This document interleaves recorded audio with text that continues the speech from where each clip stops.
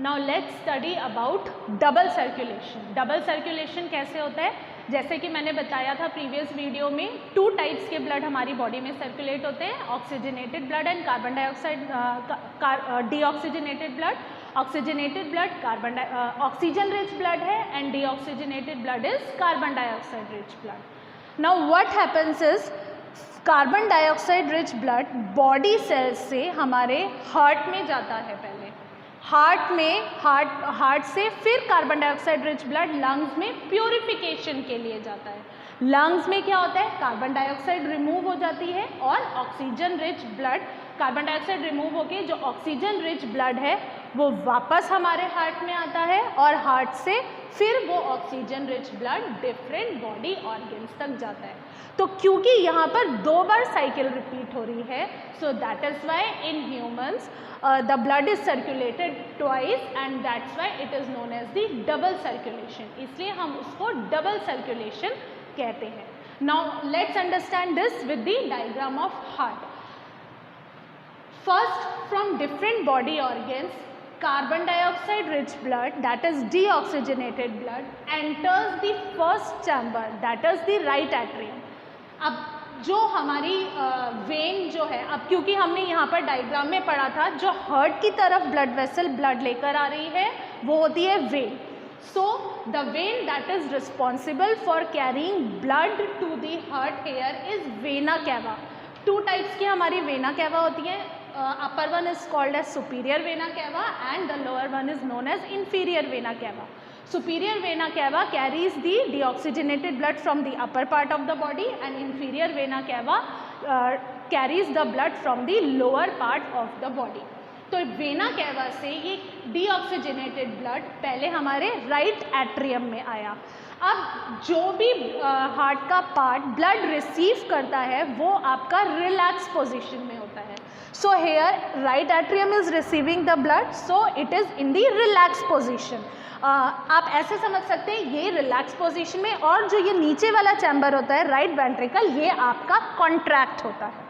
अब जब right atrium में कार्बन डाइऑक्साइड रिच ब्लड आ गया, then what happens, it contracts and right ventricle relaxes because it is now receiving the blood. जो भी organ, जो भी पार्ट हार्ट का आपका ब्लड रिसीव कर रहा होता है वो उस टाइम रिलैक्स पोजीशन में हो जाता है। तो पहले ये रिलैक्स पोजीशन में था, इस चैम्बर में ब्लड आया।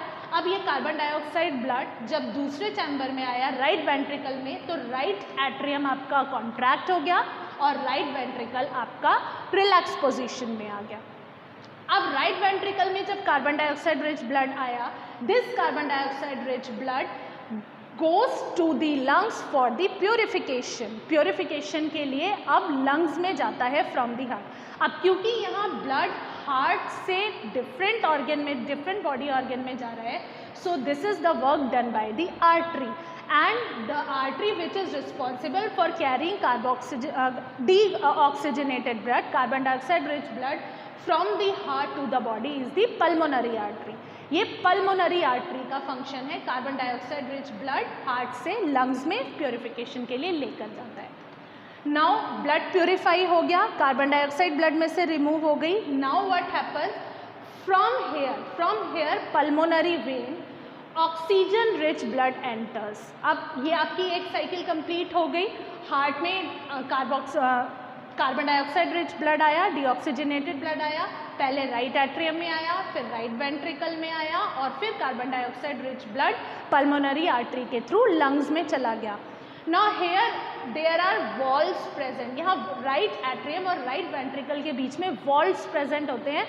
What is the function of the valve? Valve का फंक्शन है बैकवर्ड फ्लो ऑफ ब्लड को रोकना, to prevent the backward flow of blood. Means एक बार जो राइट एट्रियम से ब्लड राइट वेंट्रिकल में आ गया वो वापस राइट ऑरिकल में ना जाए, ये काम आपका वॉल्व का होता है। और जो राइट एट्रियम राइट वेंट्रिकल के बीच में वॉल्व प्रेजेंट है राइट साइड में, this is known as the tricuspid valve. Now coming here, जब ऑक्सीजन रिच ब्लड दोबारा से हमारे हार्ट में आ रहा है पल्मोनरी वेन के through, it enters first in the left atrium में आया। Here left atrium is in relaxing position because it is receiving the blood and left ventricle is in contract position. Now when left ventricle receives the blood, it becomes relaxed and left atrium contracts. Left ventricle में oxygen rich blood आया. Now this oxygen rich blood goes to different parts of the body for doing its purpose. अब ये जो blood oxygen rich blood हमारा different body organs तक जा रहा है, this work is done by the outta. ये जो वर्क करता है ये आउटा इज, अब क्योंकि हार्ट से ब्लड वापस जा रहा है तो आउटा क्या होगी, aorta is the artery that carries blood from the heart, that carries blood away from the heart to different body organs. तो ये पूरा आपका ब्लड का मैकेनिज्म, हार्ट का मैकेनिज्म है कि कैसे हार्ट ब्लड को रिसीव करता है, डीऑक्सीजनेटेड ब्लड रिसीव करता है, फिर उसको प्योरिफिकेशन के लिए लंग्स में भेजता है, लंग्स से फिर हमारा ब्लड हार्ट में आता है ऑक्सीजन रिच ब्लड, फिर आपका डिफरेंट चैम्बर्स से होता हुआ वो ऑक्सीजनेटेड ब्लड जो है डिफरेंट बॉडी सेल्स में जाता है. So this is all about transportation in human beings, how the blood is being circulated.